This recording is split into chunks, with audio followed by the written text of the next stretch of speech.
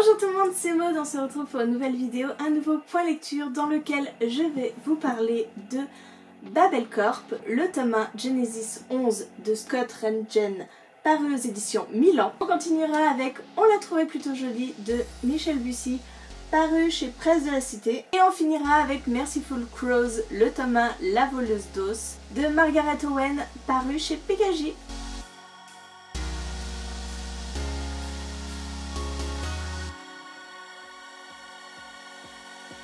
Allez, on commence avec Babel Corp qui est sorti le 10 juin aux éditions Milan. Un grand merci aux éditions Milan, Page Turner, pour cet envoi parce que ça a été une excellente lecture. Sérieusement, je suis à ça de le mettre en coup de cœur. Mais ma raison me dit que on ne peut pas aller jusqu'au coup de cœur. Je vous explique, on est dans un space opéra, dans de la science-fiction, où nous allons suivre toute une bande de jeunes ados qui vont partir pour une planète pour une mission. La mission, c'est de récupérer du minerai, un minerai très rare, très spécial, qui a des propriétés extraordinaires. Durant leur trajet pour aller sur cette planète, ils vont avoir des tests, des épreuves pour être le meilleur. Ils doivent prouver qu'ils sont les meilleurs puisque sur les 10 participants, il n'y en aura que 8. Il faut savoir qu'il y a un enjeu financier derrière puisque les 10 sont pauvres, ils ont des familles à soigner, à nourrir, etc. Donc il y a un enjeu financier. Et voilà, en fait, c'est cette histoire. On voit la première partie du voyage. Ils vont, à la fin de ce livre, arriver sur la planète.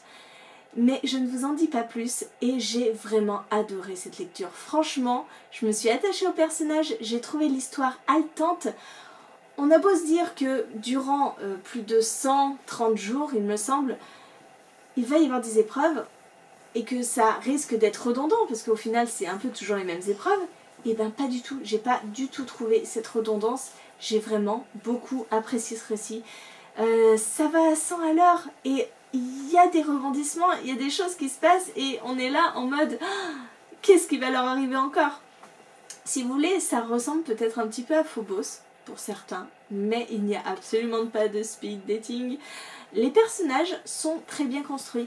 La psychologie des personnages, je trouve, est élaborée. C'est pour ça qu'on s'attache aux personnages, parce qu'ils sont élaborés, ils ne sont pas simplement on les pose là et c'est tout. Pourtant on n'en sait pas bien plus sur leur passé. Ça tient vraiment sur ces personnalités, on a envie de les voir monter dans le tableau des scores, on a envie de les voir réussir leurs épreuves. Bref, c'était bien joué de la part de l'auteur, il m'a complètement embarqué et j'ai hâte de savoir ce qui va se passer sur cette planète parce que c'est pas joué d'avance, hein. Donc voilà, si ça vous tente, eh ben n'hésitez pas parce que moi j'ai passé un super moment avec ce space opéra. On continue avec On l'a trouvé plutôt jolie. J'ai lu quelques livres de l'auteur, de Michel Bussy. J'en ai lu 4. J'ai dû en lire 4. Et ben c'était pas gagné d'avance avec ce livre parce que je n'aimais pas du tout ma lecture au début. Je n'étais pas embarquée. Je n'avais pas envie de continuer ma lecture. Voilà, j'avais pas envie. Hein, on est dans un récit où nous allons suivre Lily qui est une jeune femme avec enfants, enfin je vous dis jeune femme mais quand même c'est une mère de famille avec des enfants adolescents, hein, même de grands enfants. Mais Lily, elle est considérée comme une très jolie métisse, elle a un charme fou, elle travaille, elle se déchire en fait, elle travaille pour faire survivre sa famille, elle charme un petit peu tout son entourage.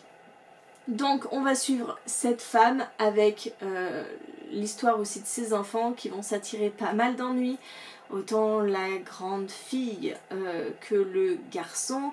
La grande fille va être plutôt impliquée dans des sortes de meurtres, le garçon plutôt du côté des passeurs parce qu'on est vraiment dans une histoire d'immigrants, de passage d'un pays à un autre, à la France. On est dans une histoire très grave au final. Je ne pensais pas trouver cette gravité chez Michel Bussy, pourtant il développe ce thème-là, c'est-à-dire les migrants, le passage, les difficultés à passer, les abus que ça engendre, hein, voilà, les passeurs qui exploite ces gens qui sont dans la détresse et qui leur fait miroiter le bonheur alors qu'il va simplement les laisser se noyer en mer. Bref, c'est très poignant. Pourtant, je vous dis, les 150 premières pages, je n'étais absolument pas dedans. Et puis au fur et à mesure, j'ai vu se construire quelque chose qui m'a interpellée. Et à un moment dans ce livre, je me suis dit, ah, il est malin. Et en fait, il a utilisé un petit peu le même mécanisme que dans Nymphéa Noire. Alors c'est pas le même, hein. Voilà, si vous avez lu Nymphéa Noire, ne criez pas au scandale en disant « Ah, elle m'a dit la fin !» Non, c'est pas le même. Mais ça y ressemble, voilà, ça y ressemble. Il y a un jeu de dupes dans ce livre, il y a un jeu sur les apparences, sur ce qu'on pense, et c'est bien fait, hein, on va pas se mentir. Moi j'avais adoré dans Nymphéa Noire, et ben c'est pareil, hein, j'ai beaucoup aimé dans celui-là. Simplement, dans Nymphéa Noire, j'ai adhéré du début à la fin. Là, j'ai trouvé le début très très lent à se mettre en place. Très très lent. Mais la suite m'a convaincue. Voilà, cette fin, ce retournement de situation, cette explication m'a convaincue. Et au final, ça reste un bon souvenir de lecture. On va continuer avec Merciful Crows que j'ai lu en lecture commune avec Marilyn du blog Summaries Books. On l'a lu en numérique puisque on avait profité de l'offre qu'avait fait PKJ sur un numérique à 5,99 je crois lors du confinement. J'étais très curieuse de voir ce que pouvait donner ce livre. On est dans un univers de fantasy, vous savez mon amour pour la fantasy. Un univers assez complexe hein, de prime abord où nous suivons une caste, les corbeaux, qui sont amenés à être les déchets de la société, hein. Clairement on leur crache dessus, on les insulte, on les tabasse, c'est vraiment une caste où il ne fait pas bon vivre. Pourtant ils sont extrêmement nécessaires à la population puisque dans cet univers la peste décime beaucoup de personnes. Et ce sont les corbeaux qui sont immunisés, qui viennent récupérer les cadavres, hein, voilà, enfin les cadavres, qui viennent abréger les souffrances des cadavres et qui viennent récupérer ces cadavres pour les brûler et faire que la propagation ne se fasse pas. Hein. Donc ils sont quand même assez nécessaires.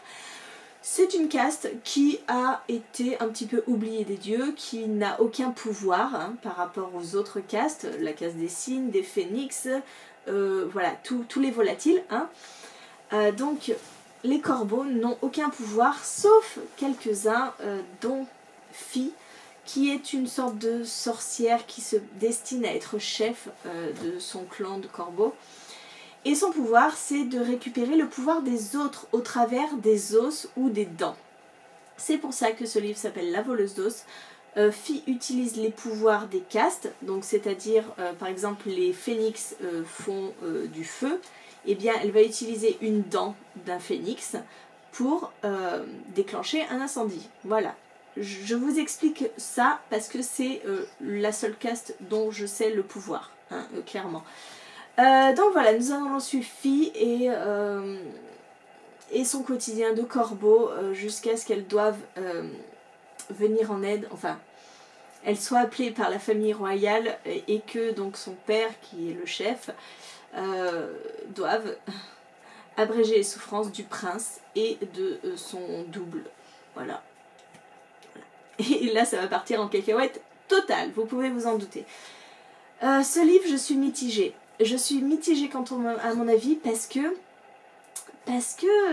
l'univers est complexe, mais l'univers prend toute la place.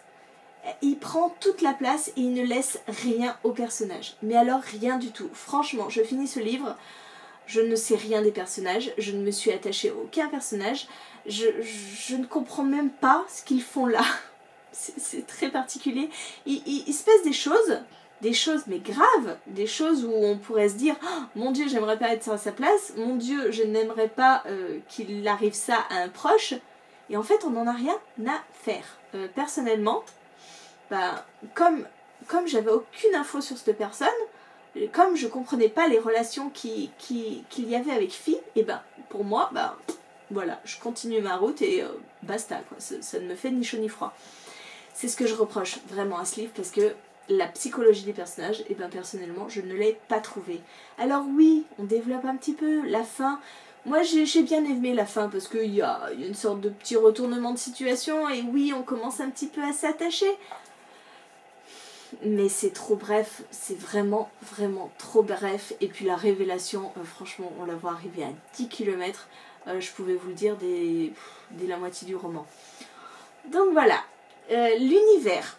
Quant à l'univers, je vous dis qu'il est complexe. On insiste bien sur ce pouvoir qu'a les sorciers corbeaux. On nous parle de plein de castes. Et moi, je m'y suis un peu perdue dans cet univers parce qu'à aucun moment, on ne vous précise vraiment son pouvoir. En fait, c'est flou. Dans ma tête, c'est complètement flou. Quand je vous dis que les phénix ont un pouvoir de feu, ce sont les seuls dont je me souviens du pouvoir. Pourtant, on parle des mouettes, on parle je vous ai dit des phénix, des cygnes, on vous parle encore d'autres bestioles et elle utilise plein de dents. J'ai l'impression qu'elle a une infinité absolue de dents, tout le temps, elle a des dents pour tout. Et voilà, il me manquait peut-être un lexique en fin de bouquin pour nous détailler, par exemple, je sais pas, juste phénix, feu, mouette, je crois que c'est le vent, c'est parce que Marilyn me l'a rappelé. Voilà, j'aurais voulu ça. Histoire que ce soit clair dans ma tête, parce que là ce n'était absolument pas clair. Bref, vous l'avez compris, c'est complètement le fouillis pour moi, pour cette saga. Je ne sais pas si je continuerai.